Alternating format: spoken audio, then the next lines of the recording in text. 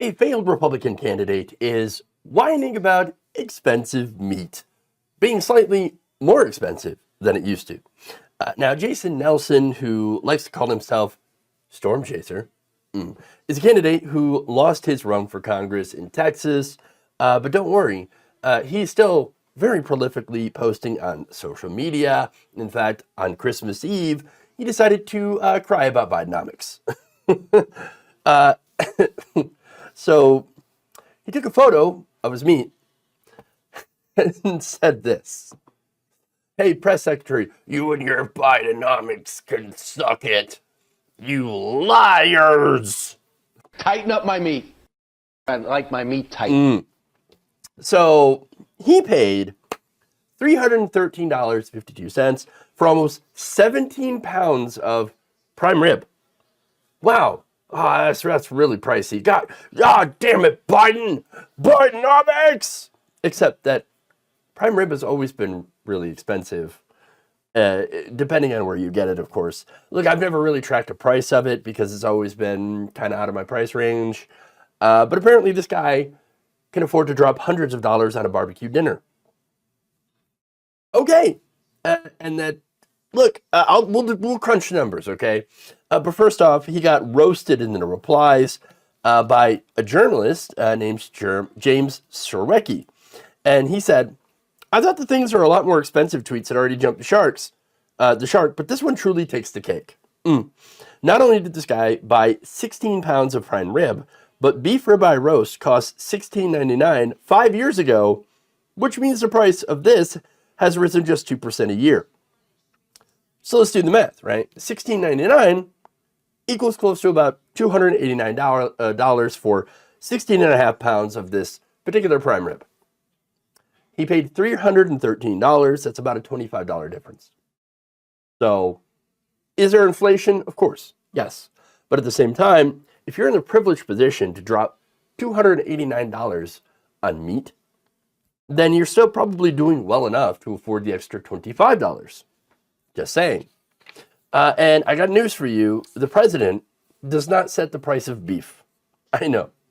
The community notes under his post noted that beef prices are influenced by multiple factors, not solely by economic policy.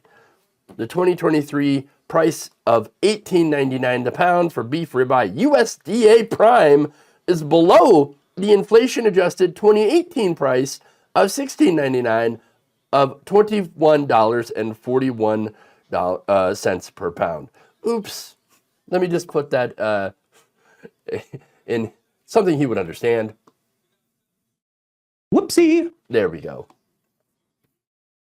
Not only that, but there's numerous examples of people actually paying far less for prime rib, $6.99 a pound, even $4.99 a pound. Wow.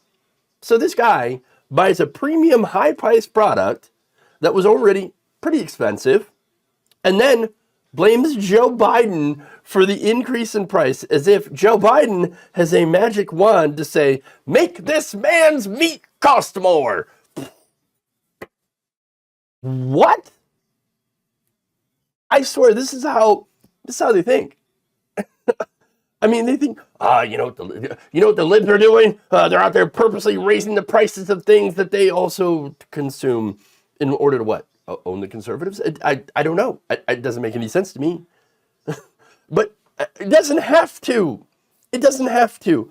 Their entire ideology is about being victimized, when in reality, they tend to be the aggressors. I know, crazy, right? But once again, their mantra is, Just forget about the evidence. okay. Anyway, I got the examples of that, okay? The big government is crushing me. So what? We're going to have government grow to oppress women and minorities. That's their policy positions, okay? Get the government off my back, except get more government on pregnant women. The price of things is more expensive. You know what? So what we're going to do is we're going to get rid of any rules to ensure that fair prices exist, and that if you get cheated, we're going to make sure you don't have any recourse to be able to sue these corporations for price gouging. Ha ha! Wait a minute. Oh, there are homeless people on the street. So let's make sure we prevent any aid programs from actually helping them get into a home or to prevent homelessness in the first place, and help them, be able to get help for their addiction, or maybe just make enough for them to live. No, we can't do that. Nope. Can't let that happen. Instead, we're just going to throw them all in prison. Land of the free, America, we're number one. Wait, it doesn't make any sense. Their ideology is just contradictions all around. And look, conservatives, they're not about fixing problems. In reality, the modern conservatism is about creating problems for certain people and then saying, haha, you deal with it. That's it. Look, market forces, yes, there is inflation, right? The market that they love so much, the invisible hand, right? It does in times of, for example, during and after a pandemic, those forces made food a little bit more expensive to produce, right? And then on top of that, you have greed, right? And so the result is you have people that can't afford to feed themselves, okay? You've people that are actually facing more difficulties in being able to afford food because, again, you've had prices go up, but you've had wages that haven't been able to keep up for that. That seems like a macroeconomic problem that, I don't know, Congress can solve. But no, we can't do that.